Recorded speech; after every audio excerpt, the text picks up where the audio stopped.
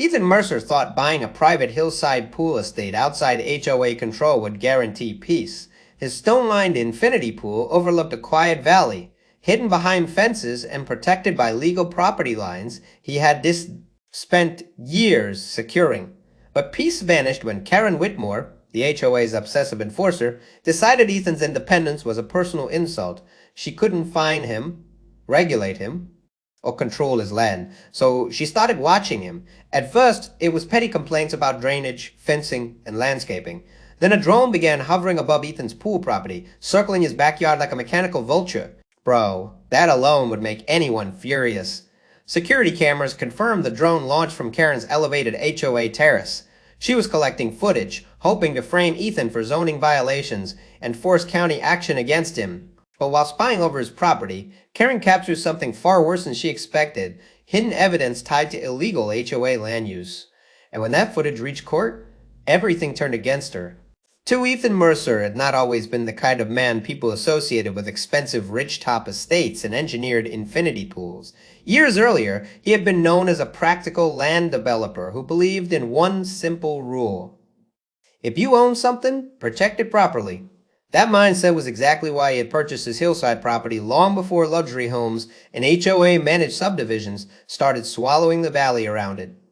His land had once been part of an older ranch boundary, legally separated from future neighborhood zoning restrictions. When developers later carved polished streets, decorative gates, and expensive uniform homes into the nearby ridge, Ethan's estate remained untouched. An isolated private property sitting like a stubborn stone in the middle of their carefully controlled vision. And that alone irritated the HOA. The Homeowners Association had become obsessed with appearance, rules, and control. Their roads were spotless, lawns looked trimmed with military precision, and every mailbox, roof, color, and fence height passed through layers of approval. For many residents, that structure felt comforting. For Ethan, it felt like voluntary surveillance. He had intentionally stayed outside it. And Karen Whitmore hated that. Karen was not technically the HOA president, but everyone in the subdivision knew she acted like she was. She chaired compliance committees, attended every zoning hearing, and treated neighborhood complaints like military missions. If someone left a trailer visible for too long, she noticed. If someone painted a door slightly off approved shade, she filed reports. If someone parked near decorative curbs, she photographed it. That behavior had made her feared inside the HOA, but Ethan existed beyond her legal reach. That fact gnawed at her. At first, Karen's attention toward Ethan looked almost harmless. 3. She filed formal complaints suggesting his hillside runoff could affect HOA landscaping below his ridge. County inspectors arrived, surveyed drainage channels, and found everything fully compliant. Ethan had built reinforced water routing trenches years earlier, and then she submitted concerns that his retaining walls might violate engineering setbacks. Surveyors reviewed permits, again, fully approved. And then she claimed his storage shed appeared large enough to be an unlicensed secondary dwelling. Inspectors visited. It was exactly what records showed. Maintenance, storage, every accusation collapsed. Bro, most people would have backed off after the third failure. Karen escalated. She began pushing rumors through HOA circles that Ethan's property was being used for private paid events.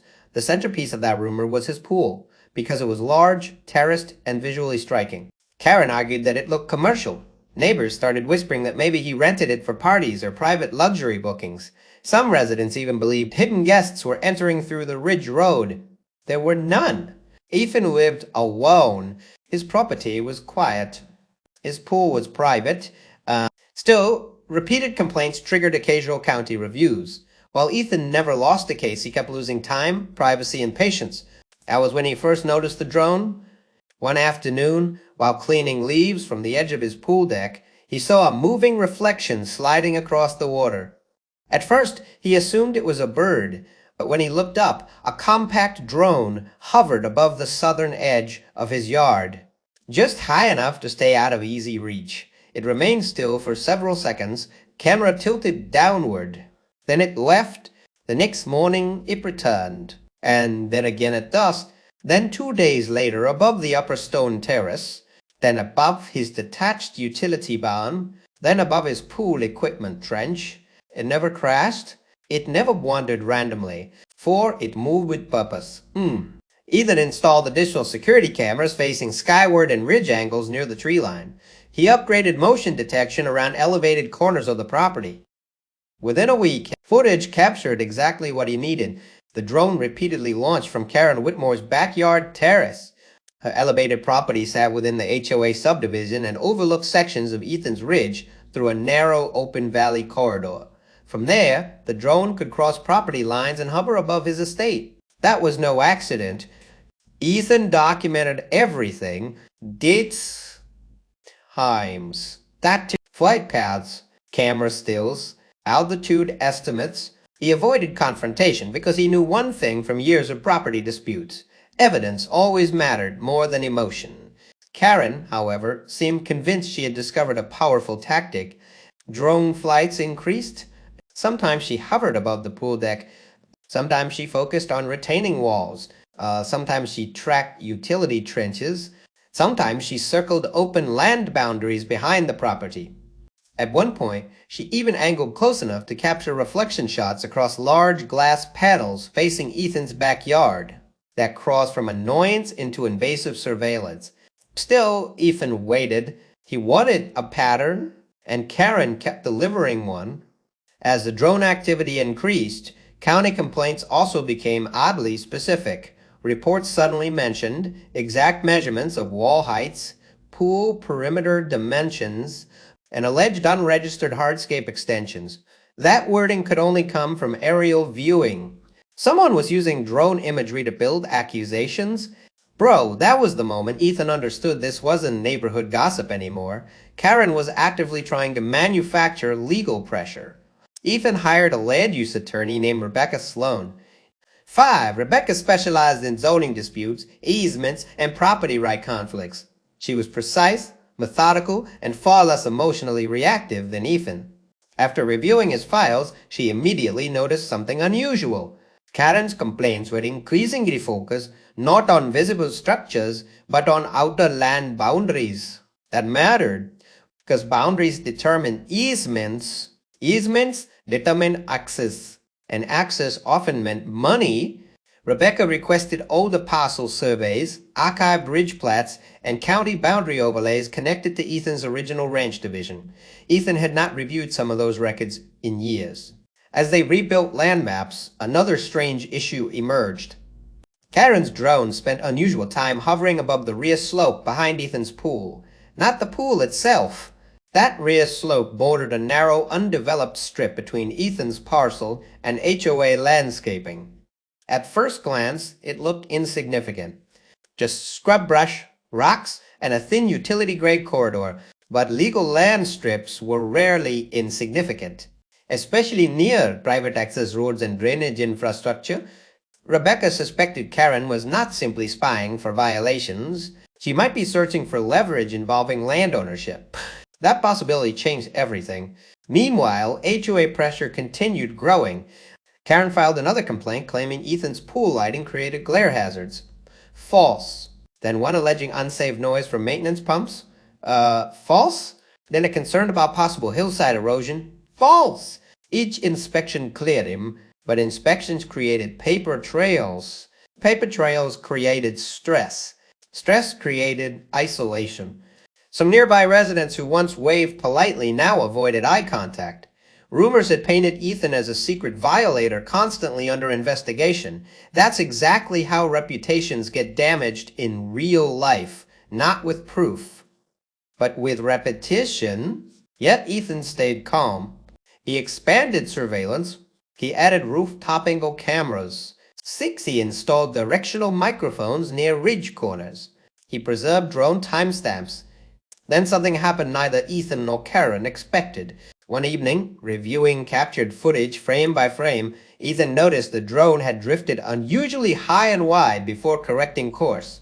Its camera had briefly pointed far beyond his pool, toward the lower rear slope, toward HOA-owned decorative retaining space, toward construction areas behind the landscape ridge wall. At first, it looked unimportant, and then Rebecca froze because from above, partially visible beneath decorative gravel and shrub lines, was something that did not match county easement maps. A paved extension, fresh grading, unrecorded retaining reinforcement, and what appeared to be a widened service route crossing disputed boundary territory. The HOA had built farther than official records allowed, possibly onto land not legally theirs. Karen had unknowingly filmed it herself. That footage did not prove everything, but it opened a dangerous legal door. Rebecca requested updated county overlays. She compared aerial imagery, permit maps, boundary archives, historical plats, construction filings.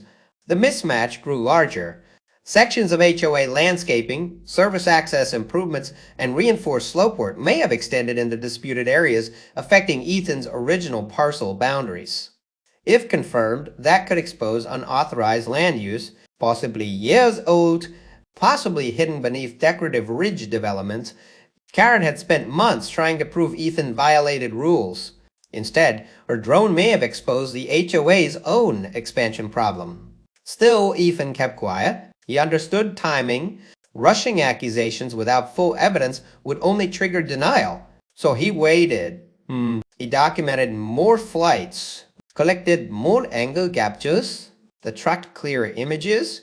Meanwhile, Karen doubled down, perhaps believing she was close to finally cornering him. 7. She submitted one final aggressive complaint package to county officials, alleging Ethan's pool property contained unauthorized structural modifications requiring legal review. That filing triggered formal proceedings.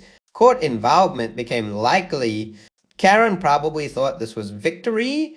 Bro, she had no idea she had just dragged her own evidence into a legal arena.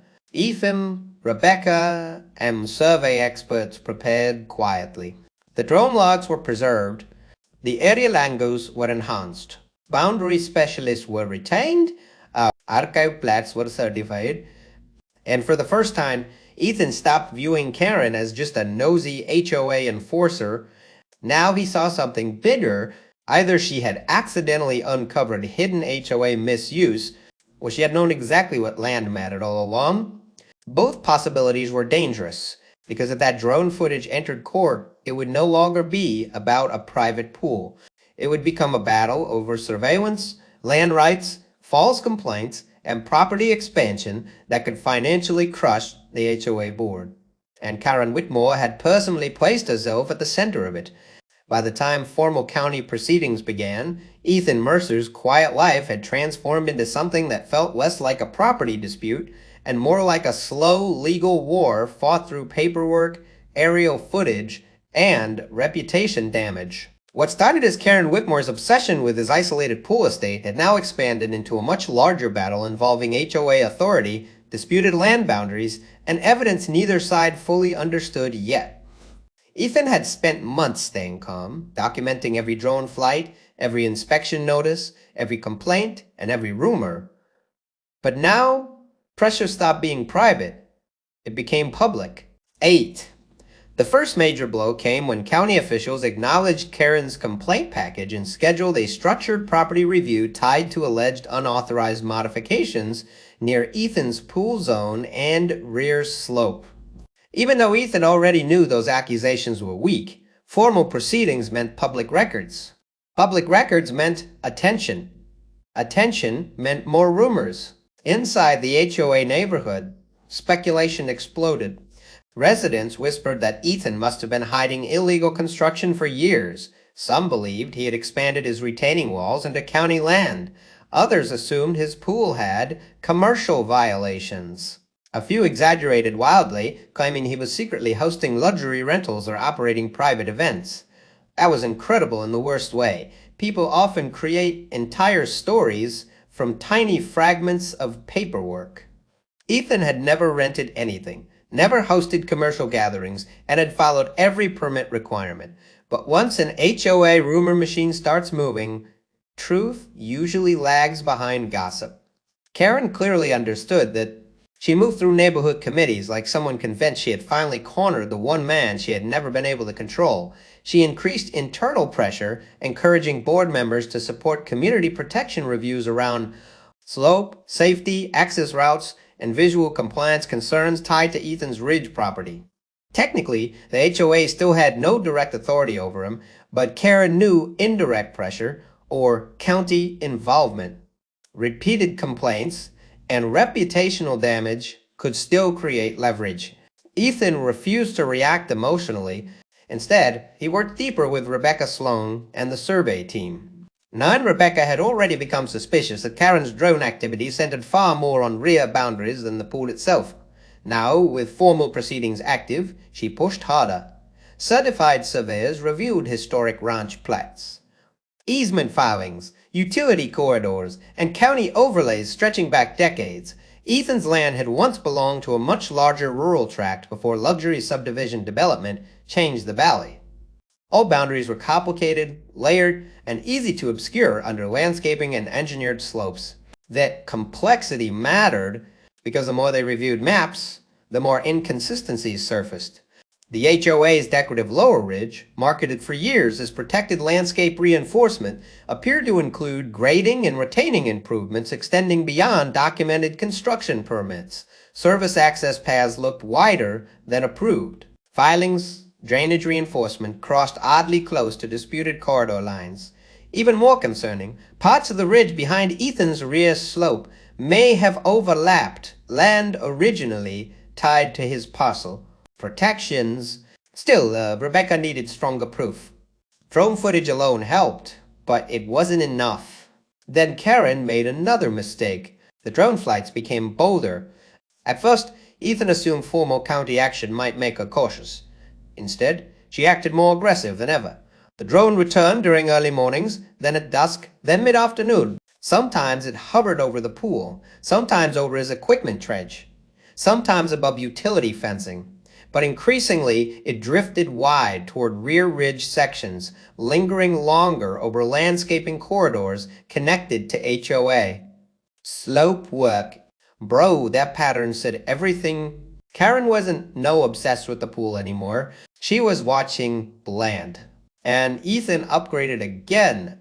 10. He installed long-range directional cameras on upper retaining posts. He expanded motion capture timing. He synced timestamp overlays with audio triggers. Rebecca advised him to preserve every frame legally, without interference. If Karen was collecting evidence, Ethan would collect better evidence. And then one late evening, something happened that shifted the entire escalation. A seasonal maintenance storm rolled through the valley. Nothing catastrophic, just heavy rain, loose winds, and runoff pressure common in hillside regions. Ethan's drainage systems handled it well. His trenches had been engineered years ago, precisely for that purpose. But the HOA ridge below did not. The next morning, Ethan noticed visible runoff disturbance beyond his rear boundary line. Decorative gravel sections had partially shifted. Shrub barriers looked uneven. Small exposed structural edges appeared beneath landscape cover. He immediately documented everything from his own property line. When Rebecca reviewed the images, she reacted fast, because what had been hidden under decorative HOA slope treatments was now partially exposed. Reinforced retaining footings, artificial grading layers, unauthorized expansion fill, and segments of what looked like buried support reinforcement crossing disputed land strips. That storm had peeled back part of the disguise. Rebecca ordered emergency comparative surveying, county maps, drone imagery, fresh photographs, and elevation scans were matched together. The conclusion was becoming dangerous. The HOA may have expanded engineered ridge stabilization farther than authorized, possibly onto disputed land, possibly affecting protected boundary corridors, possibly without disclosure. And Karen's drone footage had repeatedly captured it from above.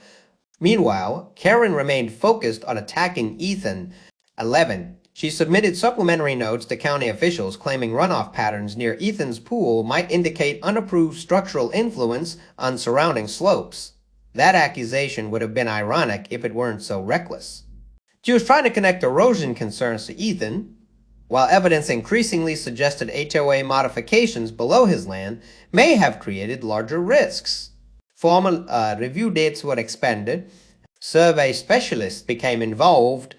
County engineers requested supplemental site access. The HOA board began showing quiet signs of concern. At first, Ethan noticed subtle changes. Board members stopped appearing openly confident. Internal landscaping contractors visited ridge areas more often. Temporary barriers appeared near lower, decorative sections. Maintenance crews moved gravel and shrubs unusually quickly. That behavior looked less like routine upkeep and more like containment. That's exactly how people behave when they realize paperwork might become exposure. Karen, however, seemed either unaware or unwilling to admit what was happening. She continued circulating neighborhood narratives that Ethan's luxury pool compound had finally triggered serious review. Some residents believed her, others started questioning why county engineers were inspecting HOA slope zones too. And then a second escalation hit, but Rebecca uncovered archived engineering language from old subdivision development records. Buried inside permitting references were narrow restrictions on grading expansion near shared corridor protections connected to historical ranch divisions. Ethan's former parcel system, if those protections were breached, land misuse could involve liability beyond aesthetics. Drainage, access, structural load transfer, insurance exposure, potential legal restitution. Suddenly, this wasn't just HOA embarrassment. It could become financial disaster. Ethan still stayed measured. He never announced findings, never confronted Karen. 12. Never accused the board publicly. He understood something critical. Loud accusations create defense. Quiet evidence creates consequences. Then Karen unknowingly handed him another advantage. One afternoon, the drone dipped lower than usual over Ethan's rear ridge, and strong wind pushed it wider. Its stabilized camera rotated sharply. For several seconds, it recorded broad overhead angles of the HOA lower slope, maintenance corridor, retaining extensions, and exposed storm-shifted grading. Those frames are far clearer than before. Rebecca had them preserved and enhanced. Now, boundary experts could trace overlaps visually against surveyed legal records. The evidence chain tightened. County officials expanded review scope. HOA legal representatives were notified. That was the first true panic point. Neighborhood chatter shifted overnight. Some residents no longer asked what Ethan had done. They started asking why county engineers were examining HOA ridge infrastructure.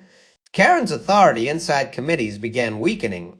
A few board members reportedly distanced themselves from her complaint strategy. She had pushed too aggressively, and now official scrutiny was moving in directions no one wanted. Bro, this was where escalation stopped being personal and became systemic. Karen had tried to weaponize surveillance. Instead, surveillance was exposing structural issues tied to her own side. But the worst part for her was still ahead, because Rebecca prepared formal court submissions, not just to defend Ethan, to challenge complaint credibility, to establish invasive aerial harassment, to question motive, and to introduce footage that Karen herself had created. If admitted, her drone would no longer represent proof against Ethan. It would become evidence of repeated surveillance and a visual trail toward unauthorized HOA land activity. As the hearing date approached, tension wrapped around the valley. 13. Ethan's once quiet pool estate felt like the center of something far bigger than neighborhood drama. Karen still believed she was marching toward victory. The HOA board feared hidden exposure. County engineers wanted answers. Surveyors had flagged overlaps. Lawyers prepared filings. And Ethan stood exactly where he had started, on his legally protected ridge, calm, silent, and watching. Because next would not be rumor, next would be court. And once that footage played in front of everyone, Karen Whitmore's campaign could collapse in the most public way possible. The morning of the county hearing felt heavier than anything Ethan Mercer had experienced since buying his ridgetop estate. For months, Karen Whitmore had pushed complaints, rumors, inspections, and aerial surveillance like she was slowly tightening a trap around his private pool property. Now everything had finally reached the stage where assumptions would either collapse or become legal facts. The hearing itself was not some dramatic television courtroom filled with shouting. It was colder than that. Formal county review, attorneys, engineers, survey experts, archived records, structured evidence, and officials who cared only about documentation. And sometimes that kind of room is far more dangerous than any emotional argument, because paperwork doesn't panic. Karen arrived with the same rigid confidence Ethan had watched from a distance for months. She sat beside HOA legal representation and several board members who looked far less certain than she did. Ethan immediately noticed that difference. Karen still carried herself like this entire case was about exposing a rebellious property owner. The board looked like people who had started realizing the investigation had moved beyond one private pool. 14. Rebecca Sloan handled Ethan's side with surgical calm. She had spent weeks organizing evidence, not just to dismantle Karen's claims, but to reframe the entire dispute. Ethan had done exactly what she instructed: remain silent, preserve footage, avoid public confrontation, and let procedure do what anger never could. The hearing began with Karen's complaint package. County officials reviewed the allegations one by one: unauthorized hardscape expansion, unsafe retaining modifications, suspected unlicensed structural additions, drainage interference, potential zoning misuse tied to Ethan's pool property. On paper, it looked aggressive. In reality, most of it began unraveling almost immediately. Certified permits were presented, approved engineering inspections, historical construction records, drainage compliance approvals, retaining wall certifications, land use documentation. Every major accusation against Ethan weakened. One by one, steady, clean, and cold. Bro, that alone would have embarrassed most people enough to back down. Karen did not. She pushed harder. Her side argued that visual aerial reviews suggested irregularities near Ethan's rear slope and surrounding property extensions. That was the moment Rebecca moved. She challenged the source. Where had the aerial observations originated? How frequently had private drone surveillance been conducted? Who controlled the drone? Who authorized repeated property monitoring?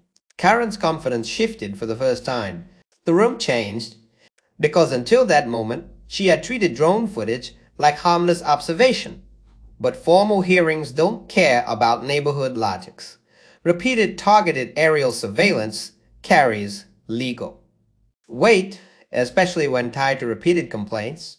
Security footage was submitted, timestamp logs, directional recordings, launch pad mapping, high-angle camera captures, repeated drone departure visuals from Karen Whitmore's elevated terrace.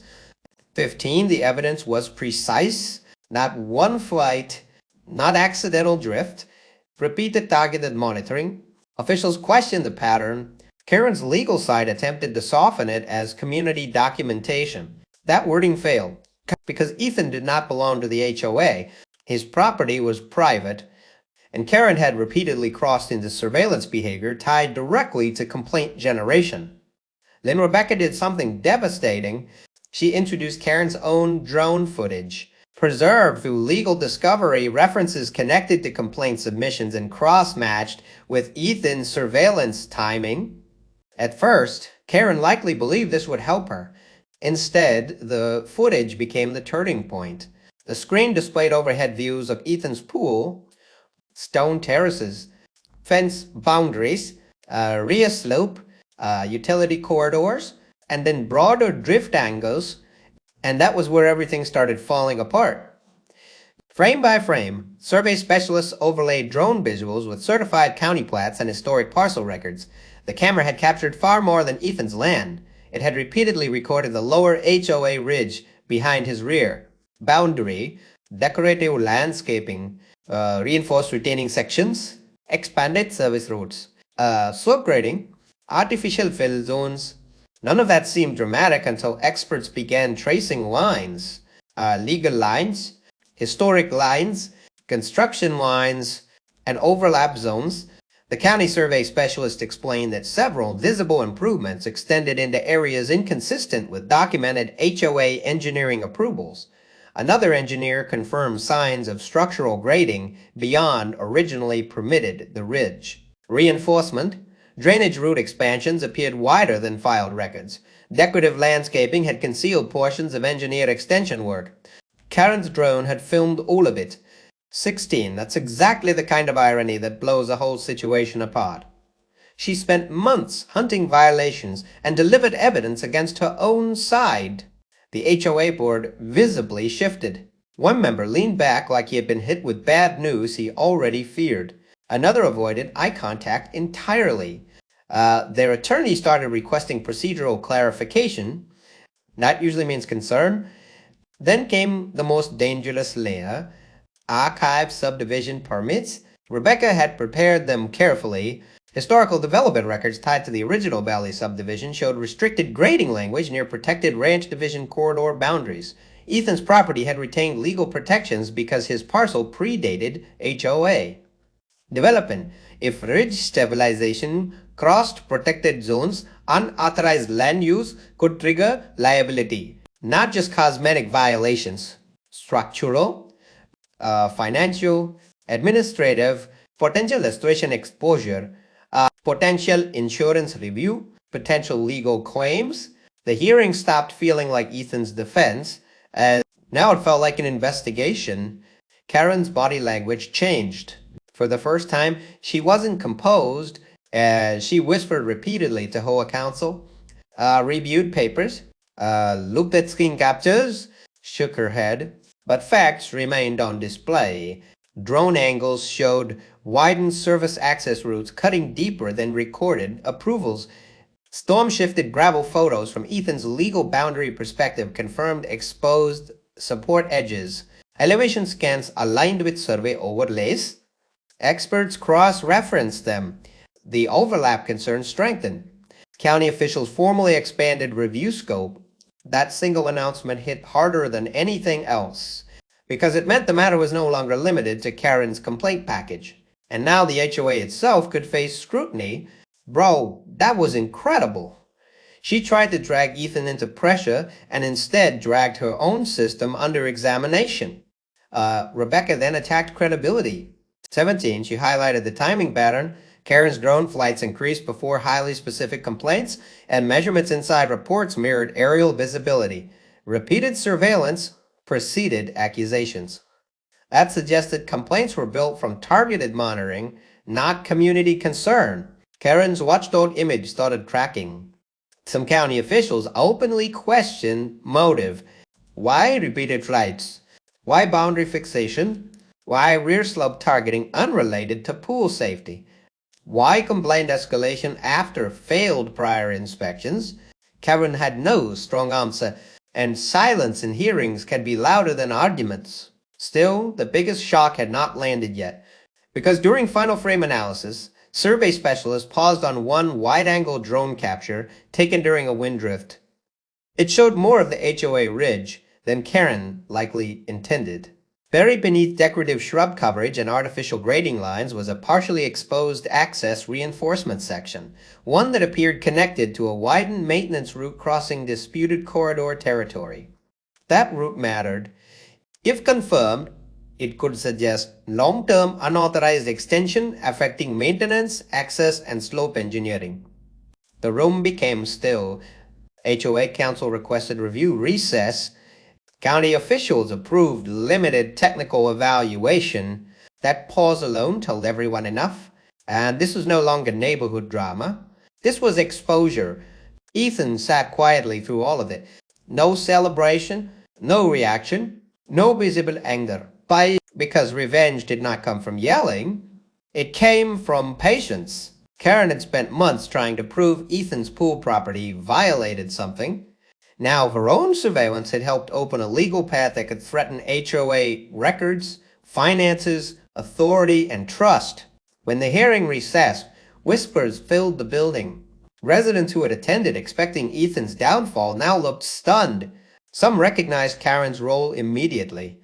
18 others understood only one thing. This had turned hard and fast, but the true collapse had not happened yet, because after recess, Rebecca planned to push beyond exposure. She planned to tie surveillance, false complaint, pressure, and liability into one devastating legal strike. and Karen Whitmore was about to lose far more than credibility when the county hearing resumed after recess. The atmosphere inside the chamber had completely changed. Earlier that morning, Karen Whitmore had entered with the quiet arrogance of someone expecting validation. Now even the air around the room felt heavier. HOA board members no longer looked like confident supporters standing behind a neighborhood enforcer. They looked like people realizing their internal problem had become public. Ethan Mercer could feel it without anyone saying a word. The focus had shifted. This was no longer about whether his private pool estate violated county standards. It was about whether Karen's obsession had triggered a chain reaction exposing something much bigger. Rebecca Sloan wasted no time. Instead of returning to Ethan's defense, she pushed directly into accountability. She organized the entire case around one devastating timeline. Karen's complaints had not been random neighborhood concerns. They had followed a repeated pattern. Failed inspections, increased drone surveillance, highly specific accusations, wider aerial monitoring, then expanded legal complaints. Each stage lined up almost perfectly with preserved footage Ethan had collected over months. Timestamp records, county filings, aerial drift captures, and survey overlays created a sequence too precise to dismiss as coincidence. That's exactly when a weak case becomes dangerous, when separate details suddenly form one clean pattern. Rebecca presented it calmly. Karen's drone flights increased immediately after every failed county review. After drainage inspections cleared Ethan, flights shifted toward retaining walls. 19. After retaining approvals passed, flights focused on utility corridors. After structural claims collapsed, drone angles widened toward rear boundary strips. And then complaint language became more detailed. Measurement references, slope descriptions, perimeter estimates, landscape concerns, all of it mirrored what aerial viewing could observe. County officials began asking sharper questions. Why was a private drone monitoring repeatedly tied to complaint escalation? Why were accusations increasingly focused on boundary zones outside original HOA concerns? Why had Karen continued after repeated compliance findings? Karen's legal team attempted to frame her actions as protective community oversight, but that argument was collapsing under its own weight. Ethan was not under HOA authority, and his estate legally predated the subdivision, and he had passed multiple reviews, and Karen had continued anyway. Bro, this was where obsession stopped looking like civic concern and started looking like targeted harassment. Then Rebecca introduced something Karen likely never expected to matter: financial correspondence. During document review tied to HOA engineering archives, records showed the subdivision had delayed expensive ridge reinforcement corrections years earlier due to cost concerns. Internal planning references suggested the HOA had repeatedly looked for low-cost ways to preserve slope stability and maintenance access near outer ridge corridors that connected directly to the disputed rear land. The same land Karen's drone kept filming, the same land where survey experts had flagged grading inconsistencies, the same land partially exposed after storm runoff shifted decorative gravel. Now mortars started forming, and 20 county engineers testified that if unauthorized reinforcement or widened service routes had crossed protected corridor boundaries, repair liability could become severe. Depending on final review, the HOA might face restoration requirements, compliance correction, engineering reassessment, and potential administrative penalties. A visible crack spread across the HOA board. One board member quietly requested private consultation with counsel. Another appeared furious, not at Ethan, but likely at realizing how deeply Karen's campaign had worsened scrutiny. Karen still resisted. She attempted to argue that drone footage only proved she was documenting suspicious land activity, but Rebecca dismantled that by returning to the strongest fact. Karen had created accusations first and searched for proof. Afterward, that sequence mattered. Her repeated complaints had failed, yet she escalated instead of stopping. Then came the final blow. County analysts reviewed enhanced wide-angle drone footage captured during the wind drift flight. This was the same footage Karen had unknowingly created while trying to inspect Ethan's rear slope. Survey overlays now showed the visual corridor with greater clarity. The widened maintenance route, retaining support extension, artificial grading depth, partial structural reinforcement, and the most damaging issue, sections crossing disputed protected land tied to Ethan's historical parcel boundary protections. And the technical language was careful, nothing exaggerated, nothing theatrical, but everyone understood what it meant. The HOA likely had infrastructure in places requiring major explanation, and Karen's drone had preserved it. That was incredible. She had spent months trying to trap Ethan and effectively handed experts a top-down investigative map.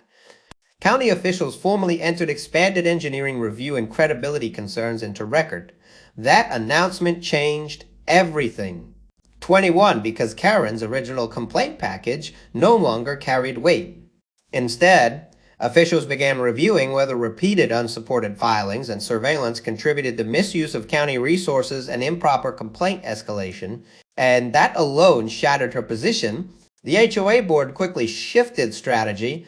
Their attorney began distancing the organization from Karen's independent conduct, emphasizing that drone activity had not been officially authorized by the board. That was brutal. For months she acted like the HOA's strongest enforcer. Now, when legal pressure rose, the same structure started separating itself from her actions. Karen looked stunned. She reviewed papers, spoke rapidly to counsel, pointed toward records, shook her head repeatedly, but distancing had already begun. Rebecca made one final structured request: dismissal of credibility-based claims against Ethan's pool property, formal preservation of drone evidence, and documented review of surveillance-linked complaint patterns. County officials approved immediate dismissal of the major allegations against Ethan, pending no further credible structural findings. Just like that, the foundation of Karen's campaign collapsed. No illegal pool expansion, no zoning abuse, no hidden commercial misuse, and no structural fraud, no drainage violations, months of pressure reduced to nothing. Ethan remained calm, but internally, that moment hit hard. His estate, his privacy, and his reputation had been dragged through endless suspicion. Now official records showed he had remained compliant while scrutiny turned elsewhere, but revenge had never been about humiliation. It was about consequences, and Karen's consequences were beginning. 22 outside the hearing chamber, word spread rapidly through the subdivision. Residents who once whispered about Ethan now learned a different story. Karen's drone surveillance had become central evidence. Repeated accusations had helped trigger deeper engineering review. HOA records were under examination. Board trust fractured almost overnight. People who once avoided Ethan's Ridge Road now watched Karen's Terrace with curiosity. That's exactly how power reverses, quietly, then all at once. Within days, temporary engineering barriers appeared across sections of the HOA Lower Ridge. Survey markers were installed. Contractors revisited support zones, and additional county site evaluations were scheduled. The board announced internal legal review. Karen, once feared as the relentless rule enforcer, had become the center of the problem. Ethan stood on his infinity pool deck that evening and looked across the valley toward the subdivision that had spent months trying to control land it never fully understood. The water below reflected sunset light, calm and undisturbed, almost mocking how chaotic everything else had become. He had not shouted, had not retaliated recklessly, had not trespassed, had not threatened. He had simply documented, waited, preserved evidence, and let truth move slower than anger. Now the HOA faced scrutiny. Karen faced isolation, and the fallout was only beginning. Because legal victory was one thing, what happened after public exposure would decide who truly survived the damage. In the weeks after the hearing, the fallout spread faster than anyone expected. County engineers completed their expanded review and confirmed portions of HOA Ridge, reinforcement, and maintenance grading. Required corrective action. The HOA board, already under pressure, quietly removed Karen Whitmore from every compliance committee she once controlled. 23. For someone who had built her power through watching others, losing authority hit harder than any fine ever could. Ethan Mercer finally got what months of chaos had nearly stolen: peace. Formal complaints against his pool property were dismissed, county records cleared his land, and neighbors who once believed rumors slowly realized he had never been the problem. Bro, that kind of reversal was wild. The man they treated like a hidden violator had simply protected his rights while everyone else panicked. The HOA funded repairs, legal reviews, and boundary corrections, while Karen became isolated inside the very neighborhood she once dominated. Ethan never celebrated publicly. He returned to quiet mornings by his infinity pool, watching the valley below with the same patience that had carried him through the storm. Sometimes revenge is not destruction. Sometimes it's staying calm long enough for truth to destroy the lie on its own. Months later, Ethan Mercer's ridgetop estate had returned to what it was always meant to be, quiet, private, and untouched by outside control. His infinity pool reflected calm blue skies, instead of hovering drones, county vehicles. An endless suspicion. The HOA still operated below the ridge, but its authority had changed. Board members became far more cautious. Legal reviews tightened, and residents no longer treated blind accusations like facts. Karen Whitmore, once the loudest force in the neighborhood, had faded into silence after losing trust, influence, and the image she built through fear. For Ethan, the biggest victory was never money, court filings, or watching the HOA struggle under repairs. It was proving that patience can defeat obsession. Bro, hearing how this unfolded still blows my mind.